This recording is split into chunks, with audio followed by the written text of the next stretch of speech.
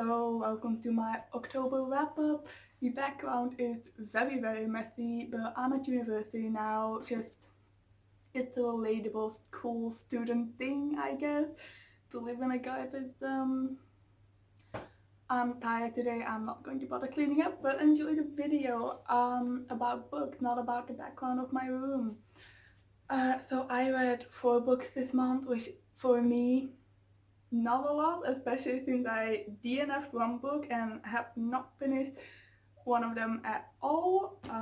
But I have been doing some assigned reading in this lovely lady. It's newspaper paper, so that's why it's only 4 books. I'm dying. No, actually, I really enjoy my courses, but there is not a lot of time for reading. The 2 books that I finished. The one that I finished just today is On Duty by Zadie Smith. I love Zadie Smith. This is the second book of hers that I've read. The first one is Springtime. If I see another Zadie Smith that isn't outrageously expensive, I got this second hand, I'm definitely going to buy it. I loved Springtime and I adored this book so much. It's so good. The thing about Zadie Smith's prose is that it feels like it should be purple prose. She uses a lot of like metaphors, figurative language, and it should be like a little pretentious, and we all know that I enjoy that kind of stuff, but but it really doesn't feel pretentious at all to me because the metaphors don't feel like they're there to impress. They don't feel like they're there to be pretentious or to impress anyone. They feel like they're there because it's just the best way to express what Smith is trying to say. Like every single sentence, every single word in this book just nails it right on the head. Like if you took any of the metaphors in this book and tried to say it in English or like put it in normal language, you'd lose something and you would lose accuracy. It wouldn't feel as right, it wouldn't convey the experience as accurately. And that's such a rare and beautiful thing to find in a book. On Beauty is about, well, it doesn't really have much in the way of plot. I loved it, but the narrative, it's very character driven. You're just there for the characters and their lives and their thoughts. It's written third person, it just kind of zooms from character to character, which I usually don't like, but it's incredible. It's absolutely amazing. I was interested in every single character, which almost never happens with these things. But yeah, of course I have my favorite, Jerome. But every single character in this book is interesting. I was invested in every storyline. I highly recommend it. It's not a thriller, but it is very thrilling. I was just totally absorbed in it. I read 100 pages, a little over that in like one sitting, which is so rare. That almost never happens anymore. I'm very happy with it. Then the second book that I did finish is I Wish You All the Best by Mason Deaver. This book is quite typical of the like queer YA romance genre. But in other ways it's also quite groundbreaking because it tells the story of a non-binary teenager, Ben, which is something that I have never really heard of. So kudos to Mason Deaver for that. I'm not non-binary, but I am a trans guy, so I do feel like I'm not an expert on like specific non-binary aspect, but like as a generally trans person, I can say that I am really satisfied with how gender was handled in this book. It was very realistic in a sense, meaning that not everything went wrong and not everything went right. I feel like Mason Deaver got a really good balance in that respect. It does deal with some heavy stuff, but the heavy stuff is dealt with in a very good way.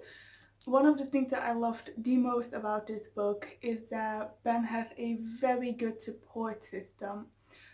Their parents are complete pieces of shit, but they have a sister, and the sister has a husband who is Ben's teacher, and like they have a new home, and there are just a lot of positive adult role models and support figures in this book, which is something that I see very rarely in YA. Adults tend to be villainized, usually the opponent, and I think that that's not the best message to send, especially to like queer teenagers. I think it's very important to have to get support from people who have more power, more resources, more life experience than teenagers. I think that's a very valuable thing, and I absolutely loved how that was dealt with in this book. Ben has a therapist, they have a sister, good teachers, they have friends as well. They do have a support system or in their own age range, and they have a support system of actually capable adults that are trying to help them. And it's so nice to see that. Um, so this book does deal with heavy stuff, but it does it in a very light, optimistic way, much in the way that Alice Oseman deals with it, and I really appreciate that kind of book. Because I don't like it when books about like queer people especially just leave out all of the bad stuff, and there seems to be a call for that, and if that's what you're into, great. I mean, it should be on the market, it should exist and be out there. I have nothing against that, but it's really not my thing. I can't relate to it at all. It doesn't feel grounded to me. So I really like the kind of books that do address, heavy issues, but they do it with this hopeful undertone, which I don't think is necessary, but which I think is very nice. So I really appreciate that in Alice Oseman's books. Sorry, I can't help but like promote her. I love Alice Oseman so much. And Mason David does a really good job at that as well. However, there is one thing about this book that I didn't like, and that was the attempts at humor. And it's so painful because it is actually pointed out in the book. There's a scene where Ben, Nathan, and their friends are eating lunch, and the friends say that they specifically think that Ben is funny and Nathan isn't. And I disagree with that so much. But I think that that's the view that the author holds. I feel like they didn't intentionally make Ben's jokes fall so flat, which is very awkward to me because I definitely think Nathan is funnier than Ben, even though Nathan isn't that funny. But yeah, Ben makes a couple of jokes throughout this book. I really don't like them. They feel very awkward to me. But from another angle, that's also kind of what allows me to ignore them. Like, they're not offensive jokes or anything, they're just boring. Um, but the thing is that that kind of fits Ben's character. I don't mean that in a bad way, but I mean that Ben's very awkward. So it would make sense for them to make these bad jokes, try to fit in and like be funny, I guess, but like be kind of insecure about it. So I just try to interpret it that way, even though I don't think it was meant that way, and try to ignore it. But that was basically the only thing I didn't like about this book. Um, it was a very cute romance, which I should probably mention somewhere, but really that wasn't what appealed to me most about this book. I just really like how refreshing Ben felt as a character, they offered a perspective that is not represented enough and that I really appreciate. And it was dealt with very nuancedly. Is that an adverb? Can you turn? You guys know what I mean.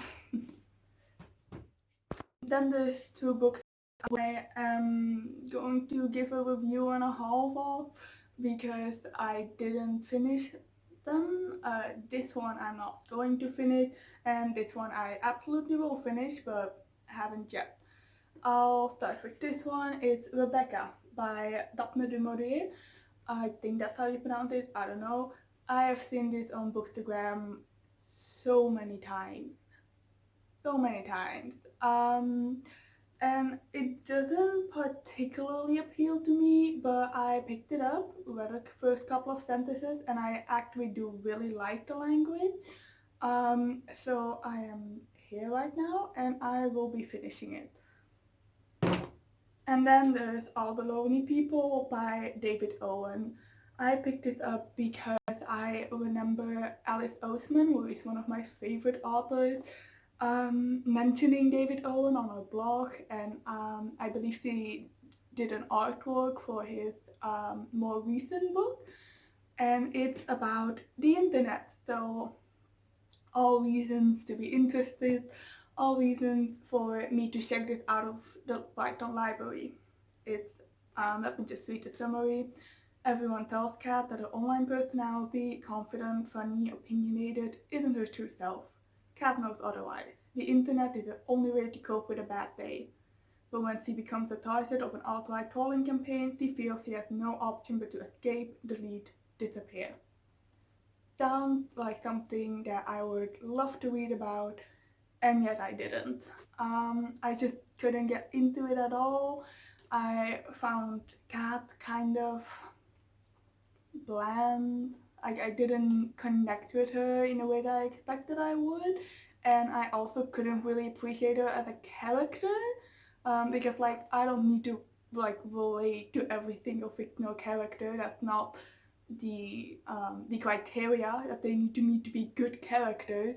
But Kat is neither relatable nor a good character, and I just couldn't get into the writing style either. The sentences are just fan fiction-ish, which I guess is suitable for a story about the internet, and I don't know how to explain the way in which this is fanfiction without making fanfiction as a whole sound bad, which would be very hypocritical of me to say because I've written fanfiction and I waste a lot of time reading fanfiction. I love fanfiction, but I don't like reading professionally published books that read like they were written by a 16-year-old who's just trying out their writing muscles for the first time. That's like throwing stuff onto the internet that's basically a self-insert and then just getting feedback, working on their writing skills. That's all good and fine, but that's not what I was looking for when I picked up this book, and I just can't get into it, so I DNF'd it. I will be returning this pretty soon. So, On Duty by Zadie Smith, 4 stars. I wish you all the best. Oh no, sorry. On Duty by Zadie Smith, 5 stars. I wish you all the best, 4 stars. Rebecca, don't know yet. All the Lonely People by David Owen, 1.5. Like, hold on. Yeah, 1.5. I hope that isn't like an offensive sign somewhere. Okay, bye.